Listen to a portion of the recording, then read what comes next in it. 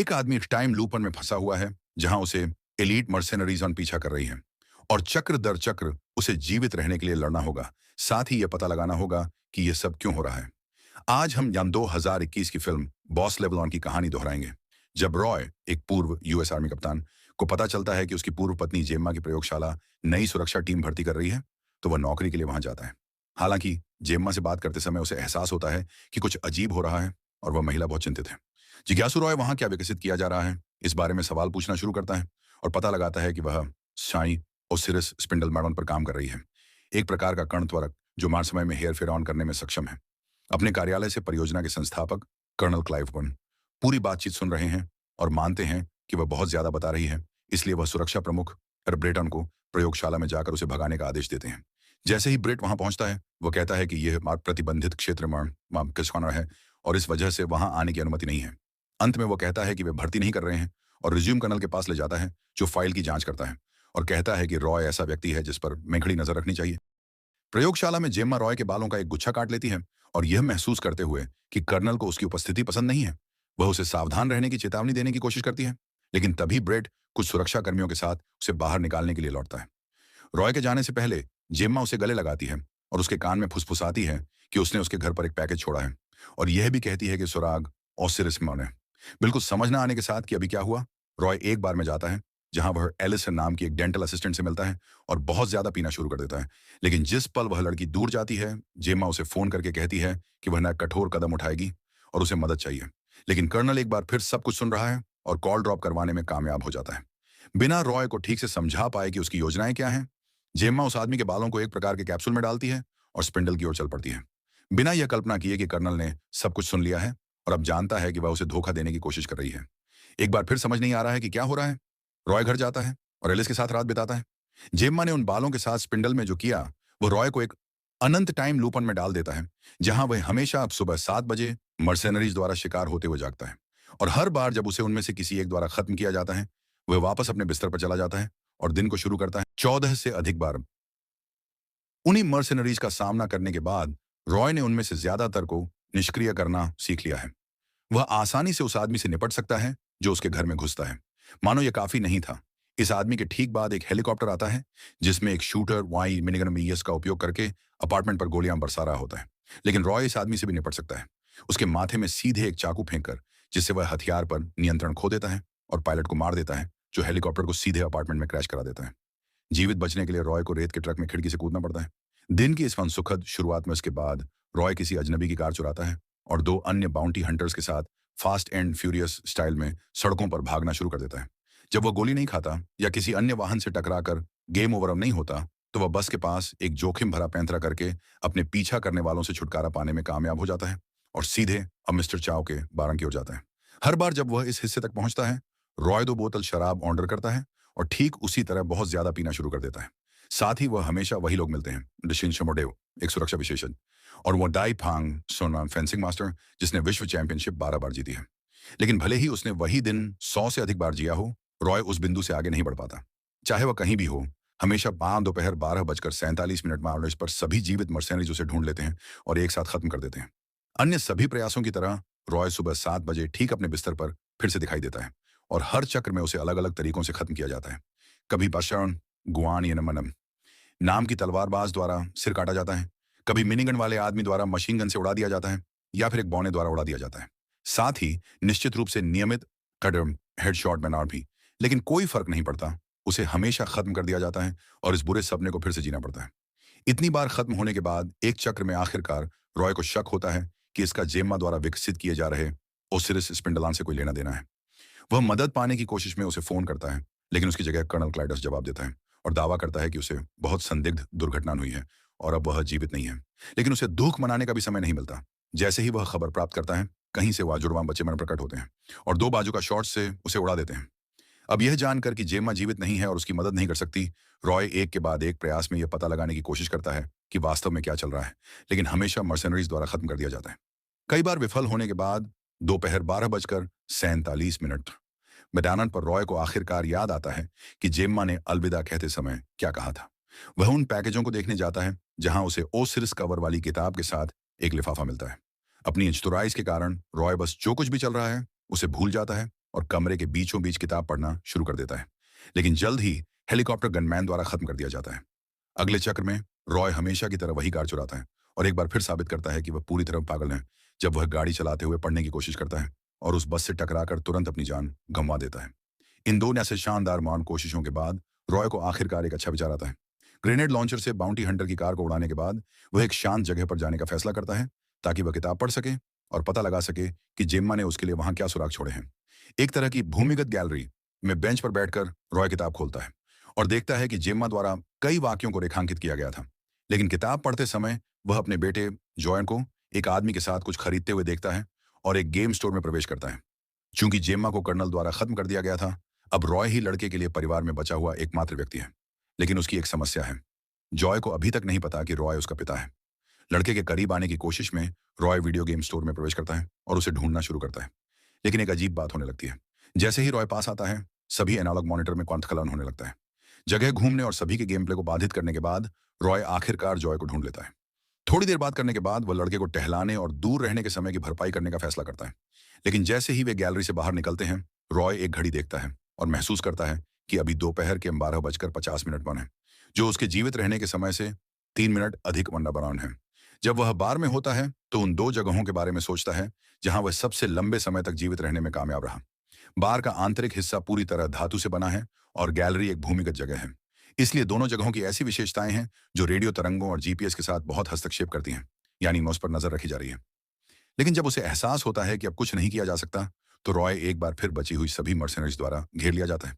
उसके पास जॉय को गोद में लेकर कुछ मीटर भागने का ही समय होता है, जब तक कि उसे फिर से पीठ में कई गोलियां नहीं लगती और वह तुरंत जान गंवा देता है। जैसे ही अगला चक्र शुरू होता है, उस मर्सेनरी को खत्म करने के बजाय जो हमेशा उसे जगाता है, वह उस आदमी को गिरफ्तार करता है और उसे यह बताने के लिए मजबूर करने की कोशिश करता है कि ट्रैकर कहाँ है। लेकिन जैसे ही उसे एहसास होता है कि वह आदमी बात नहीं करेगा, वह उसे मिनीगन वाले आदमी के सामने फेंक देता है, जिससे वह कागज के टुकड़े की तरह नष्ट हो जाता है। इस विचार से निराश होकर रॉय प्लान बी का सहारा लेता है। वह सीधे मिस्टर चाओ के रेस्तरां में जाता है और बाथरूम में जाता है, जहां वह अपने कपड़ों या शरीर पर किसी प्रकार का उपकरण ढूंढना शुरू करता है। लेकिन उसे कुछ भी नहीं मिलता।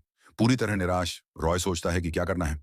लेकिन रास्ते में वह डेव के पास से गुजरता है और याद करता है कि वह एक सुरक्षा विशेषज्ञ है और इसलिए निगरानी के बारे में भी बहुत कुछ समझता होगा।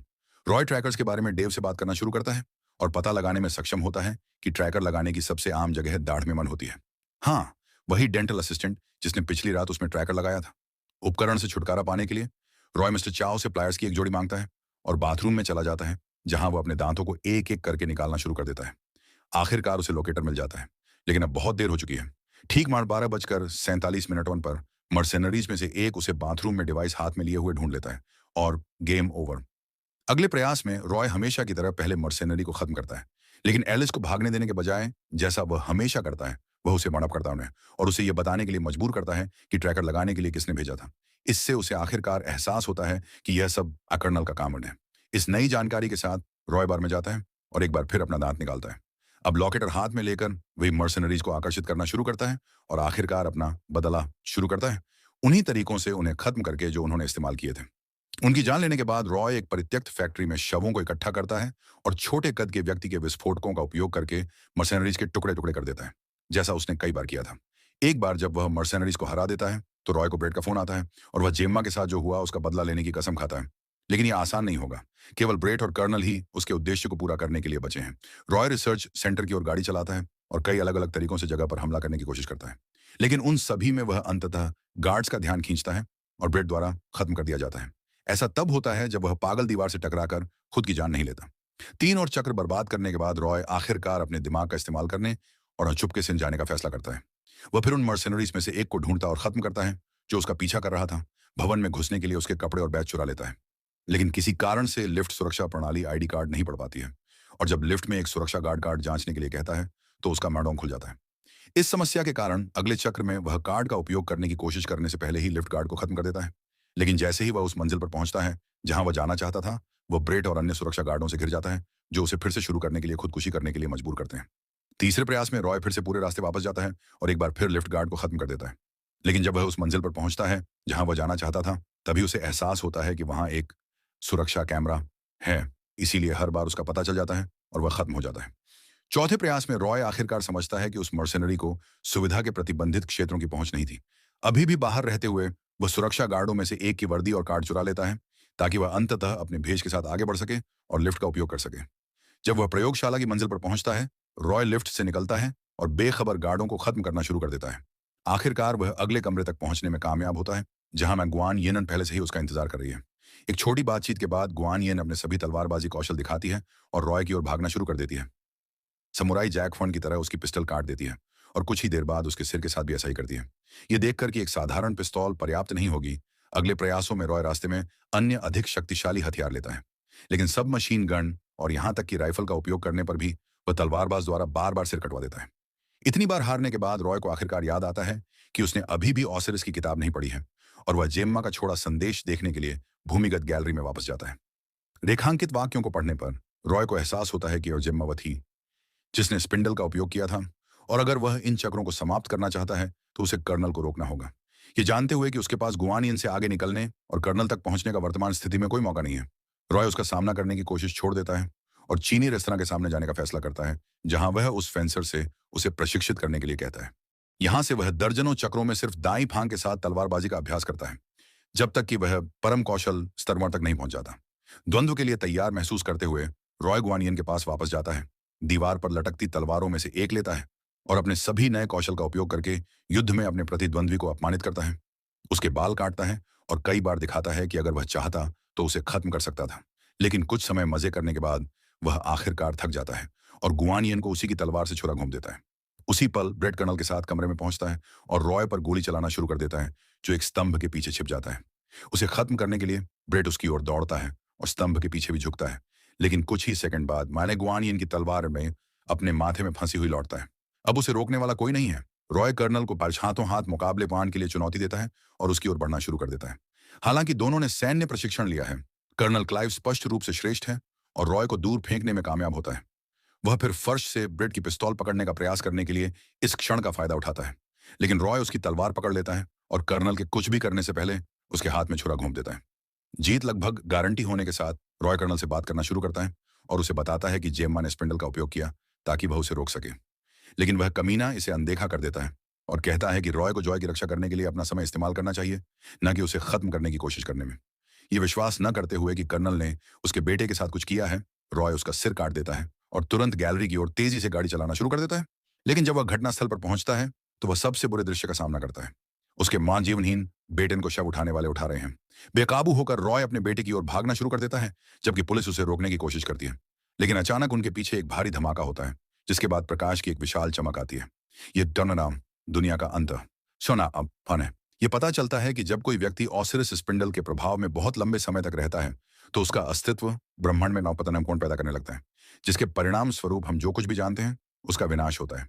लेकिन भले ही यह दुनिया का अंत हो, रॉय इस तथ्य से इतना हिल जाता है कि वह जेम्मा और अपने बेटे को नहीं बचा सका कि वह वहीं खड़ा रहता है और सब कुछ बिखरता हुआ देखता रहता है, जब तक कि वह एक और चक्र की शुरुआत में अपने बिस्तर पर वापस नहीं आ जाता।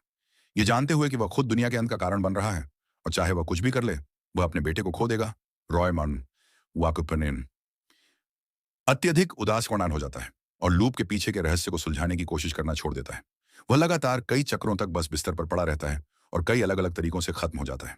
लेकिन कुछ समय सोचने के बाद रॉय इस अभिशाप को सकारात्मक तरीके से उपयोग करने का फैसला करता है और अंततः प्रतिक्रिया करता है, पहले मर्सेनरी को खत्म करके। फिर वह कार चुराता है और सीधे गैलरी में जाता है, जहां वह जॉय के साथ संभव हर तरह के वीडियो गेम खेलने में कई घंटे बिताता है। लेकिन चक्र दर चक्र अंत में हर दिन बिल्कुल उसी तरह समाप्त होता है, वैश्विक संहार मानव के साथ।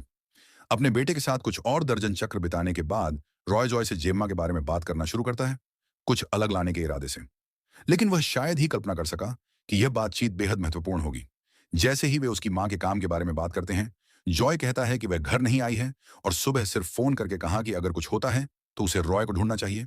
इस बिंदु तक रॉय का मानना था कि जेम्मा को लगभग मोड़ रात 3 बजे वहां खत्म कर दिया गया था, जब उसने बार में उसे फोन किया था।